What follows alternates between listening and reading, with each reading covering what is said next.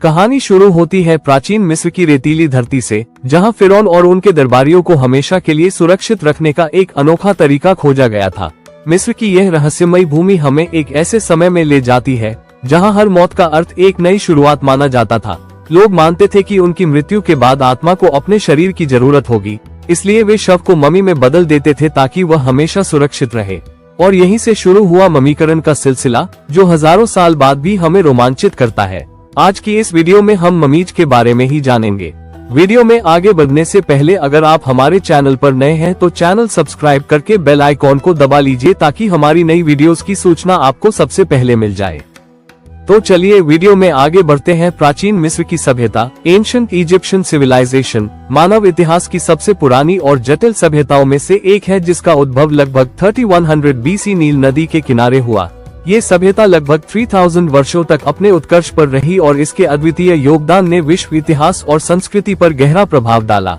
मिस्र की शुरुआत ऊपरी मिस्र, अपर इजिप्ट, और निचले मिस्र, लोअर इजिप्ट, के रूप में हुई। राजा मेनेस, किंग मेनीस, ने लगभग 3100 बीसी इन दोनों क्षेत्रों को एकीकृत किया और मिस्र का पहला साम्राज्य स्थापित किया। इसके बाद मिस्र में ओल्ड किंगडम, मिडिल किंगडम और न्यू किंगडम के नाम से 3 मुख्य युग आए, जिनमें पिरामिडों का निर्माण और संस्कृति का विस्तार हुआ। ओल्ड किंगडम, पुराना साम्राज्य, 2686-2181 बीसी, ये पिरामिड युग, पिरामिड एज के रूप में जाना जाता है। गीजा के महान पिरामिड, स्फिंक्स और अन्य स्मारकों का निर्माण इसी युग में हुआ। पुराने साम्राज्य में फिरौन, फेरो को देवता माना जाता था और पिरामिड उनके मृत्यु के बाद के जीवन के लिए बनाए गए थे।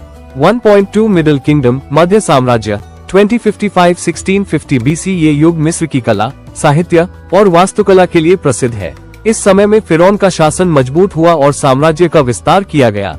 न्यू किंगडम, नया साम्राज्य, 1550-1070 बीसी, इस युग में मिस्र ने अपनी शक्ति और प्रतिष्ठा के शिखर को छुआ। फिरौन एखनातेन ने एकेश्वरवाद का प्रचार किया और धार्मिक सुधार किए। तुतनखामुन और रामसेस द्वितीय जैसे महान फिरौन भी इसी युग के थे। मिस्र की सभ्यता कई रहस्यमयी पहलुओं से भरी हुई है। आइए एक एक करके जानते हैं। पिरामिड्स। गीजा के पिरामिड विश्व के 7 प्राचीन आश्चर्यों में से एक है। इनका निर्माण कैसे हुआ, यह आज भी एक मिस्ट्री बना हुआ है। बुक ऑफ द डेड, यह एक धार्मिक पुस्तक थी जो मृतकों को मृत्यु के बाद की यात्रा के निर्देश देती थी। संस्कृति और धर्म, कल्चर एंड रिलीजन, मिस्वासी बहुदेववादी, पॉलीथियस्टिक थे और वे कई देवताओं की पूजा करते थे। रा सूर्य देवता और सृष्टि के रक्षक, ओसिरिस मृत्यु और पुनर्जन्म के देवता, आइसिस प्रेम और स्वास्थ्य की देवी। धार्मिक अनुष्ठानों का मुख्य उद्देश्य जीवन और मृत्यु के बाद के जीवन, आफ्टर लाइफ, को संतुलित करना था। उनके धार्मिक स्थल और मंदिर जैसे करनाक और लक्सर मंदिर इसी आस्था का प्रमाण है। कला और वास्तुकला, आर्ट एंड आर्किटेक्चर, मिस्र की वास्तुकला का सबसे प्रसिद्ध रूप पिरामिड है, जिन्हें फिरौन के मकबरे के रूप में बनाया गया था।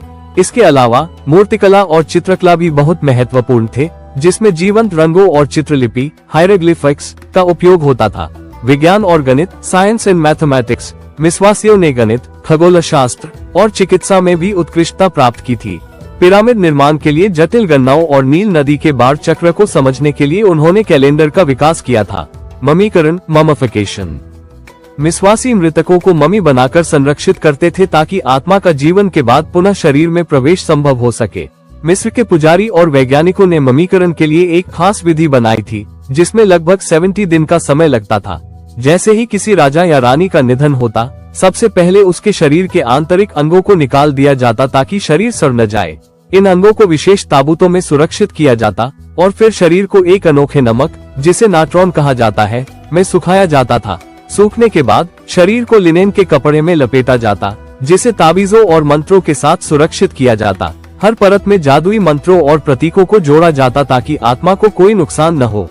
लेकिन मिस्र ही नहीं, दुनिया के अलग अलग हिस्सों में ममीकरण के अलग अलग तरीके मौजूद थे। दक्षिण अमेरिका की इनका सभ्यता में ममीकरण एक धार्मिक प्रक्रिया मानी जाती थी। यहाँ पर्वतों के ठंडे वातावरण में ममीकरण अपने आप ही हो जाता था और बच्चों की ममियाँ मिलती हैं जो बलिदान का हिस्सा थी। वहीं चीन में साधारण नमक और हर्ब्स का उपयोग करके शरीर को ममीकृत किया जाता था। 1922 में एक अनोखी खोज ने पूरी दुनिया का ध्यान खींचा। मिस्र के राजकुमार टूटनखामुन की ममी को जब खोजा गया तो उसकी कब्र से एक अनमोल खजाना भी मिला। सोने का ताबूत, अनगिनत आभूषण और अजीब से प्रतीक, ये सब राजकुमार के साथ दफन था। माना जाता है कि टूटनखामुन के मकबरे को छूने वाले कई लोगों की बाद में रहस्यमयी तरीके से मौत हो गई और यह बात फिरौन का श्राप, कर्स ऑफ द फेरोज के रूप में मशहूर हो गई।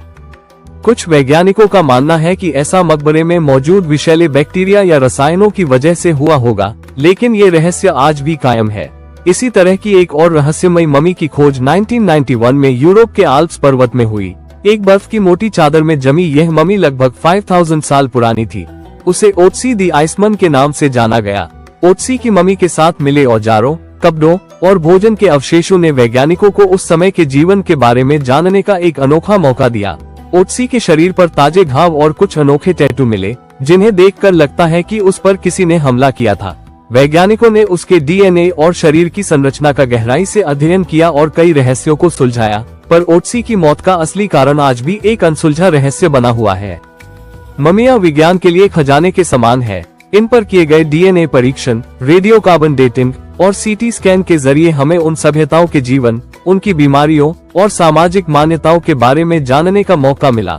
मम्मियां ये भी बताती हैं कि प्राचीन लोग कई बीमारियों जैसे टीबी, आर्थराइटिस और दिल की बीमारियों से पीड़ित थे। वैज्ञानिक आज भी मम्मियों का अध्ययन करके ये समझने की कोशिश कर रहे हैं कि उस समय के लोग किन किन बीमारियों से जूझते थे, उनका खान पान कैसा था और उन्होंने कौन कौन सी चिकित्सा पद्धतियां विकसित की थी।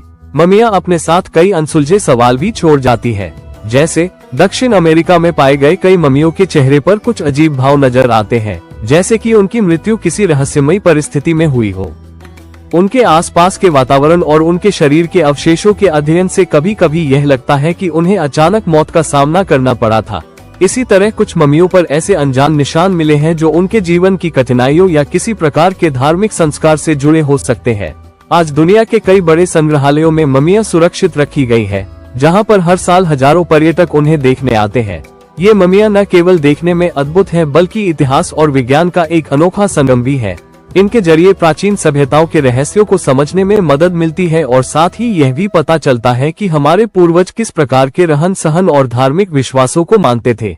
ये कहना गलत नहीं होगा कि मम्मियां एक ऐसा खजाना है जो प्राचीन काल के विज्ञान, इतिहास और रहस्यों को आज भी जीवंत बनाए रखे हुए हैं। हर मम्मी एक नई कहानी कहती है और उनके पीछे छिपे रहस्य अभी भी मानवता के लिए पहेली बने हुए हैं। मिस्र का एक रहस्यमय इतिहास हिब्रू लोगों का पलायन, एक्सोडस भी है, जिसमें मूसा, मोसेस अपने लोगों को फिरौन के अत्याचार से मुक्त कराते हैं।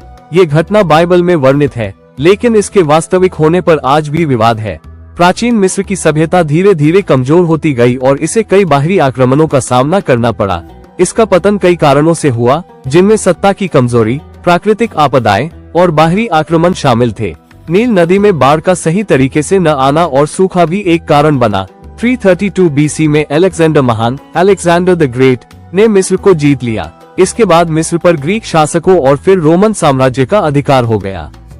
30 BC में जब क्वीन क्लियोपेट्रा और मार्क एंटनी को हराकर रोमन साम्राज्य ने मिस्र पर पूर्ण अधिकार कर लिया, तब प्राचीन मिस्र की सभ्यता का अंत हो गया।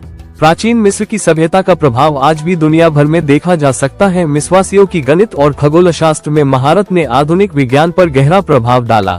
उनका 365 दिनों का कैलेंडर आज भी उपयोग में है। मिस्रवासियों द्वारा विकसित चिकित्सा पद्धतियां और औषधीय नुस्खे आज भी चिकित्सा के क्षेत्र में माने जाते हैं। मिस्र की स्थापत्य शैली, खासकर पिरामिड, मंदिर और स्मारक, दुनिया भर में प्रसिद्ध है। आज भी कई देशों की स्थापत्य कला में मिस्र की शैली के तत्व देखने को मिलते हैं। धार्मिक और दार्शनिक प्रभाव, प्राचीन मिस्र के धार्मिक विचार, विशेषकर आत्मा और पुनर्जन्म के सिद्धांत, कई धार्मिक परंपराओं में समाहित हुए हैं।